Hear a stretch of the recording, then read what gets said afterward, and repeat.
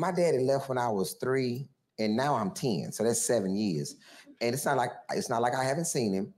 You know, I saw him every blue moon. I saw him every blue moon. Like, not like, like out. Like you'd be out and your mom would be like, there go your daddy. His form of comedy is unique. He can make you laugh at his pain through the way he tells his stories.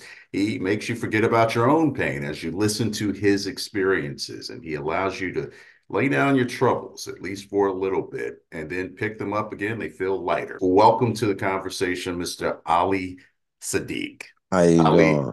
I'm doing great. How are you, my friend? I'm doing well, man. I can't complain. Man, I've been listening to your comedy and your specials, and I want to get into comedy, the way you see comedy, the way you started doing comedy, and the business of comedy, if we have the time to do so. But first, I want to just talk about how your stories are so real. They're full of true stories, your time selling drugs, your time doing time in prison. How do you find humor in such dark spaces sometimes? Um, Being grateful for life, that's a skill I had to learn. Um, everything is a balance of humor and seriousness to me, and if I can make light of the serious moments, then I know that I can pretty much get through it. In one of your specials, you broke down there. It kind of hit you pretty hard when you were talking about your sister. They get her to the hospital. Hours go by. Hours go by.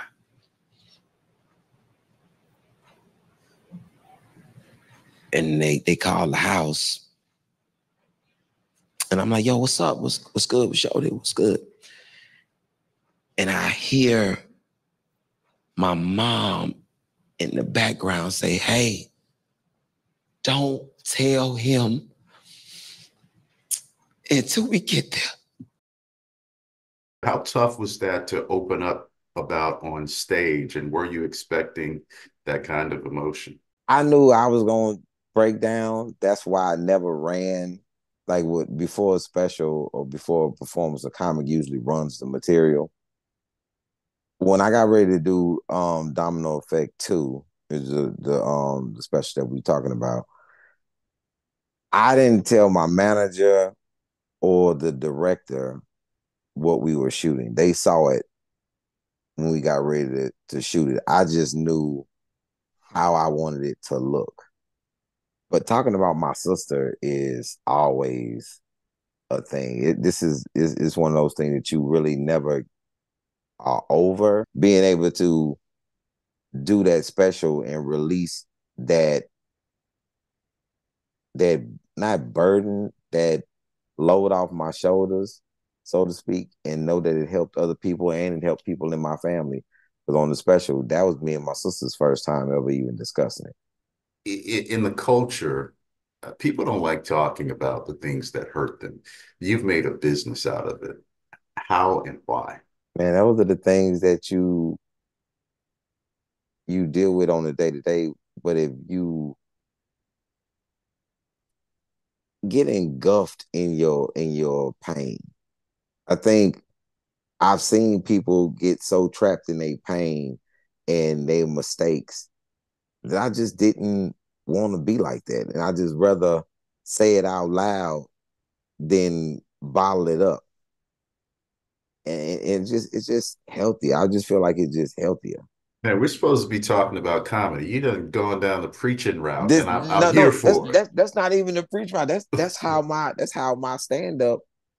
When people come to a show with me, it's the story always has an underlying message in this. I'm not just telling the story in this. It's like the new special that I just did, My Two Sons. This is about not parenting the same as my parents. And I'm not, because I'm not in that position. I got to understand what position my mama was parenting from. You know what I'm saying? This is a lot of fear and a lot of frustration. You know what I'm saying? I'm not frustrated. I'm not thinking I'm gonna lose my job or trying to hold a job or in a job that I don't want to be in and I want to do. I'm not in, me and my mother don't have the same life. You know what know what I'm saying? So I can't parent from the position that my mom parented from. So with my sons, man, I found that I talk tough, but I can't really even put them on punishment. Hey man, get off that phone. Don't let me catch you on that phone. And then 15 minutes later, hey man, listen, call Papa Do's and order, call the restaurant and order. Hey man, Google. Man, Dad, I thought you said don't use my phone. Don't use your phone for your stuff. Use your phone for the stuff I'm asking you to do. Like, I can't even parent the same because I need him. Like, Do people ever come up to you on the street, recognize you, say, okay, Mr. Funny Man, make me laugh? man, all the time. And I had the best comeback. I had the best comeback. And I always ask, I said, I am. But tell me what you do first. And they're like, well, whatever they do, whatever it is, I want you to do that now too. Like as soon as I finish doing what I do, I want you to do what you do right now. I don't care what it is. If you're a postman, I need some mail right now. Give me a letter because it makes no sense for you to come with me on my down. Yeah, so you want a free show? It's a lot of problems with all of it that you have. You on a free show? Is that you want me to perform on command? Is you don't care nothing that I'm with my kids? Is that you know? Like it's crazy. How long did it take you to learn the business side of comedy? Still learning. It is. I have the things that I have down. I have those down by trial and error. So that's 10 years. So I've been doing stand up 27 years, and I'm still learning because the more you elevate, the business changes. Like I used to hear about an entertainment attorney and an agent and a manager. I used to hear about these things, right? And people were getting these things when they didn't need them. like you're like, hey, bro, you charging $100 a show, so you giving a manager what percentage of $100? You're not counting gas. You don't need none of these things yet. So as you elevate, you need these things. And I'm in the business now because I'm executive producing specials, and that's a different part of the business. And book sales and merchandise, all those are different parts of the business. But what I do is apply my old street skills to all of it. And everybody in my camp knows when I'm serious about something because I always say, "Listen, we doing drug dealer math." You understand? And, and when I say that, everything is always accounted for. It's always is a breakdown. If I sold this, then this should be the return on that, and I should have this left in inventory. If we did this many shows and I got paid this amount, and everybody got paid, I should have this left. Then we break. It's a and then you have your friends in the business. You know, DL taught me about how to navigate through different parts because realistically, the urban side, for lack of better terms, is different from the mainstream side. Two different things. And you're speaking of DL Hugley. Yeah, DLU. Okay. And so I took deals that weren't monetary gain, but the business of it is me understanding the eyeballs versus the monetary gain. The eyeballs are better because the eyeballs are buy tickets. You got paid once here, but now you in Cleveland getting paid, you in Dayton getting paid, you in Columbus getting paid because you doing shows. So the more eyeballs and the more diverse your audience is, the more people come out to see you. So the specials on Netflix and the specials I see on YouTube, those continue to pay you in ticket sales. Is that And, what you're saying? and ticket sales. So I don't have anything on Netflix. When I know a lot of people think that, and I used to be offended by it. Like, oh, man, y'all don't know I'm not on Netflix. But my presence, I start understanding that my presence has become so big that people think that I'm on everything. And Netflix, I'm totally independent. Netflix is a part of the industry. And I'm outside the industry.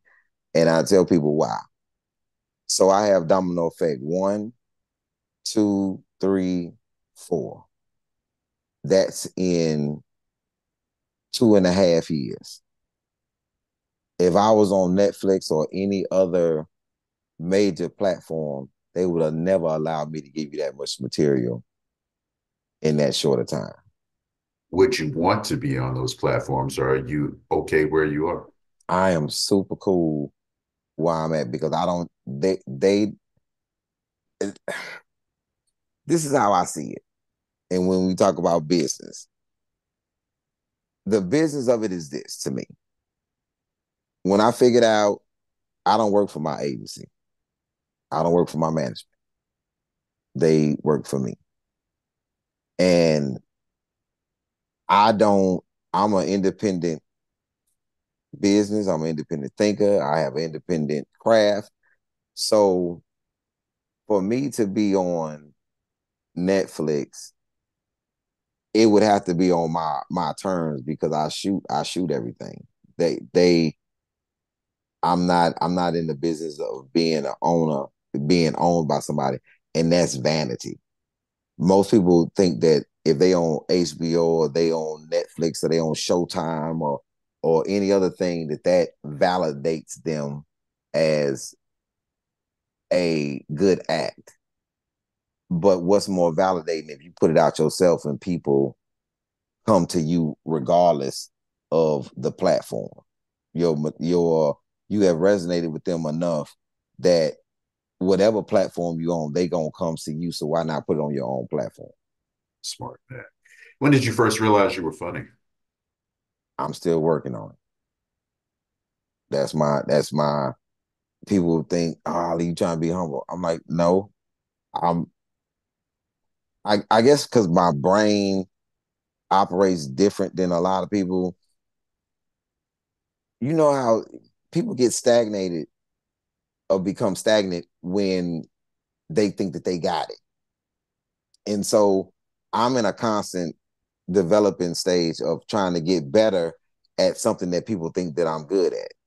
I'm really trying to get better every single day, and I'm trying to see what type of complexities that I can take you to as a consumer, where you can go with me. Because just think, in the history of comedy, nobody has ever did to an audience and to a crowd of people what I did in Domino Effect 2. You know, people were that was at like at the 45-minute mark. I still have like a whole nother 40 minutes to go. And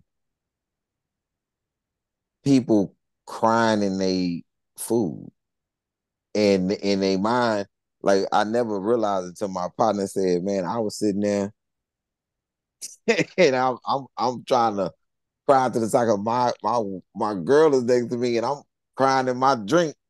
And I said, man, how you gonna get out of this one? and I and I looked back and saw that it was 45 minutes. And I said, he not about to get on stage. So are we finna be like this the rest of the show? And then when it immediately turned, I'm crying and laughing at the same time. And I'm like, yo, man, I was sitting there and I was saying, I gotta tell him that he the best, this is the best performance that I've ever seen from a person. He said, I go to plays, I watch movies. He said, this was a roller coaster, bro. I was on a roller coaster. I was on a roller, like I was saying, me and my lady agreed that it was a real thing. And then when we saw three was so, it was kind of like you were bouncing around. You was happy, but I'm like, man, this man just got arrested. Why, why is this so jovial and he just got arrested? Like, and then I watched four, and four is 2 hours. And it was like, this is a great finale. And I think that there's never been a 4-part comedy series ever in comedy history. There's never been somebody that made you cry and laugh in the same breath. And like really, like you really crying. And so because this was you was feeling it with me. This is why I don't do, if people ever notice, I don't do a lot of crowd shots in my stand-up. Then when we record a special, we don't do crowd shots. Because it's not about the crowd. And then you will miss something as the audience if we pan to the crowd. Because I'm the one that's telling the story. So you have to keep the pace of the story. So the crowd is insignificant to you because you are the crowd. You craft your story so well. Are you as gifted at writing as you are with telling jokes? And should we expect some books to come out? I have one book now, The Domino Effect, and getting ready to publish another book called Applied Advice. And Applied Advice I think is a good follow-up, and then I'm gonna write a couple of other things after that. But Applied Advice is like a crown jewel of being inside my head of how I actually get things done. And people think that it's all independent. It's never an independent effort. There's always a community effort. I'm a product of the community and the community of individuals that I that entrust me, that I conversate with. And I tell people all the time, man, I'm always the smartest person in the room. I don't care what room it's in. Never, I'm not intimidated by quote unquote people who's supposed to be intelligent. I'm always the smartest person in the room. Why are you so arrogant? Why you say that?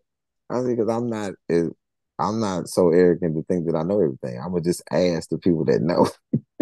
I'm not in there pretending like, oh, I know about that. I know. Like, man, when you arguing with me, you arguing with like 10 other smart people that's way smarter than me. I'm gonna ask, and I'm gonna pick their brain.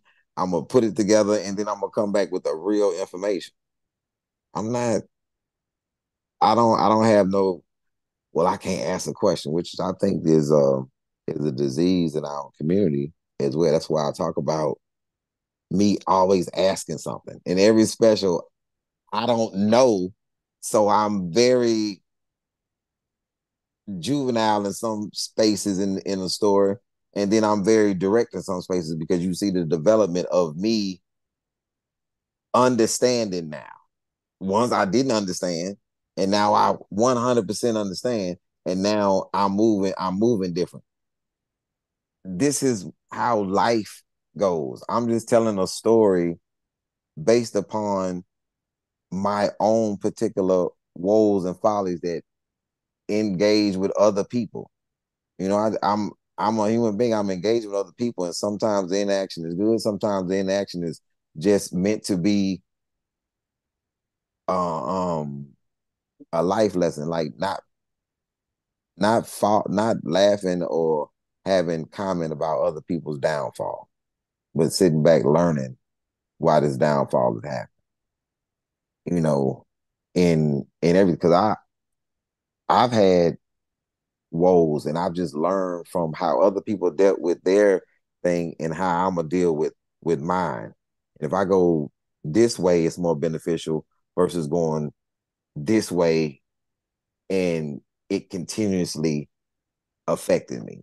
So are you ever concerned that since you're telling stories of your life, are you concerned that, hey, I might run out of material one day? Still living, and every day is an experience.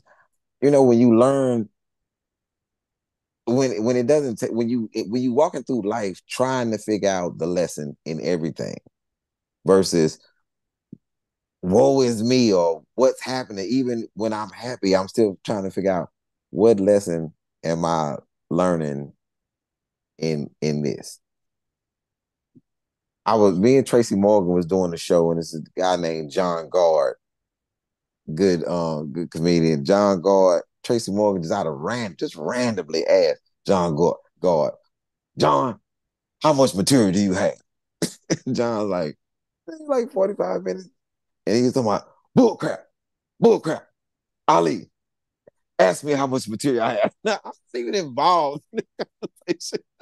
And I said, Tracy, how much material do you have? All day. I got all day. I'll tell you, because I'm living all day, and all I'm going to do is talk about the 20 minutes that were funny to me.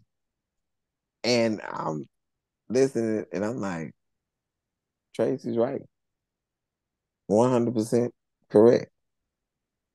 I can literally tell a story about anything. It doesn't even matter if me and you talking and I start with, man, I'm at this Korean store, right? I don't even know why I went in there. But once I start with that, why did you want to, man? Because they got, okay, it's this lady in there. She be wearing these leggings. It's crazy. Like then you just be like, man, what is wrong? And then you just end the story. I'm like, no, you ain't never seen no Korean lady in leggings that you like. Like, no, but hey, you gotta go by there. But anyway, I'm in there, right? And I see this dude, and he just, remember on 48 Hours when Beverly Hills, when they was on Beverly Hills Cop, and they was in the strip club, and the dude came in there with the leather jacket on. One of them moments, right? So once I start, you like, whatever, and I ain't supposed to have that little old thing on, right? So I'm like, nah, this ain't about to happen while I'm in here. And now you wonder, did he stop a robbery? And then so I scooted by the door and ran out, went to Home Depot, called the police. Man, I wasn't gonna get involved in that. Hero like that. And once I start in the story, I'm about to take off because this is how my family is. If I go through my family, you have my Uncle Matt who tell the most outlandish stories. Ain't none of his stories true. He ain't even trying to make you think that any of them true. All his stories come with all sensationalism. It's all so I'm in a burning house, right? I ain't even worried about it. I ain't even worried about it. Then my Uncle David, all his stories make sense. My grandmother's stories are old, from his historical points. My mom's stories are stories about family members and me and my sister, how we were, so you learn to tell stories various ways from family members. I keep telling people this is not rocket science with me. I'm familiar to you because I'm telling stories the same way your cousin tell them, or your aunt, or whoever the person in your family that tells stories. Because I've listened to my grandfather tell a story. I've listened to my dad tell a story. And everything I've ever learned came from a story. Even with teachers, the most interesting teachers I've ever had was the ones who had a great storied life about how they even got to being a teacher and how valuable things became as they got older. And I would learn. I miss before I just real quick, Miss Lucky. I never forget. She told me this story about. She said I was in the mall, and I saw this man groping his woman in public. And she said, I just thought, how classless is this for them to bring their bedroom behavior in public? And she was telling us the story about how she doesn't think that it was classy, or that he had a lot of admiration for her as a woman. And she said her husband would never do that. She said one time my husband put his hand in my back pocket before we was married. And I said, I. And he never did that again. I explained to him why. And he never mistreated me like that again. So I never do double A like that. I never fondle her in public. Like it was a thing that it was like, how classless is that? You know, it's just, and it just from a story. I just remember the story, and I held my fifth grade teacher in such high regard because she was a very elegant Black woman that was a teacher that it had all these principles and all this ethics that she always she would tell the stories about how just to be dignified. And it just, you just learn from how people, you know, deal with situations, and they give it to you in the story. Well, I certainly do appreciate your time. One last question I wanted to ask, if you have a moment. I do. Can comedy be taught? Can I go to university and Professor Siddiq teach me how to be funny? I can teach you how to be humorous in your own right, in my most honorable answer to that. Because even when I coach a comic or I write for a comic, I don't write for him based upon what I would say. I want you to be the best you, not a version of me. So I can I've written jokes with people and they've said them, but even with me watching them say them and they getting a good response, and I'm like, but it's still not it. It's not it. It's there, you know, but it's not it. So, you know, like when you're watching basketball, there's a person who, oh, he has the capabilities of hitting the shot, but then you get somebody that they pass the ball to you, like, oh my God, you know, it's definitely going in because Right. he got it, you Right. know. Reggie Miller was like that.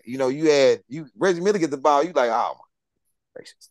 It's saying Steve Kerr, So short answer, I think I can teach you. I think you can be taught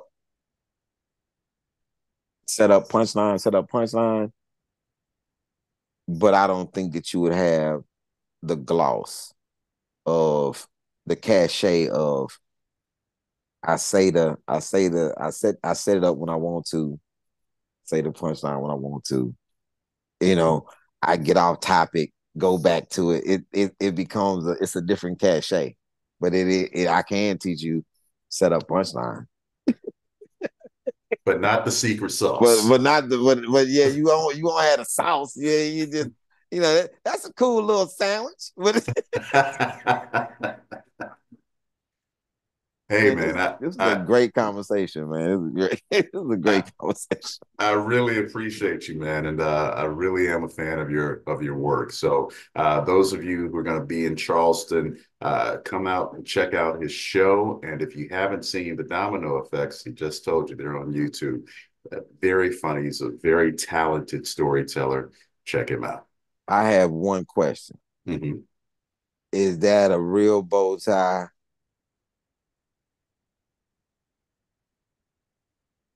I could have just said yeah, but I'm so proud of Okay, myself. there we go. There we go. Man, I respect the real bow tie like no other. 'Cause I can time without looking. I don't need no Yeah. mirror. I can just do it. So when I see a real one, I couldn't really say. I said, I don't know. I don't know. They been making these clip-ons real strong. Like, yeah. When I learned how to do it, and I was so proud of myself that now it's just like I learned it. It was hard, and I learned it. So Where did it's a you point of pride for me. where did you go? Where did I go? Yeah. How did you What? learn? How did you learn? Oh, YouTube University. Oh, you went to YouTube. So you recently, how long you been wearing bow tie? Oh, probably about 10 years now. About 10. So when I learned, so about maybe almost 30 years, I went to Brooks Brothers, Mhm. and they had the paper where they taught you how to do it, but the guy was like, you want me to show you? I can show you two different ways. And man, I sat in there and I never forget this experience. This man let me sit in there and tie that bow tie. And he just kept, he helping cuz walk by, talking about, that ain't it. and I just so appreciated that man because I grew up always wanting to go in Brooks Brothers. I was like, this is like the suit place. I was like, I'm gonna go in there one day and buy me a suit. But I want to have one of the little distinguished bow ties. When I went in there and learned how to do it, when I came, he wouldn't let me leave until I did it That's all right. 5 times. I mean, boom. I'm like, yeah, I got this. I got it down. I got it down now.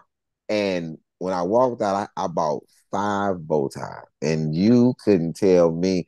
I'm untying and timing for no reason in front of people. Yeah, I know what you mean. I know what you mean.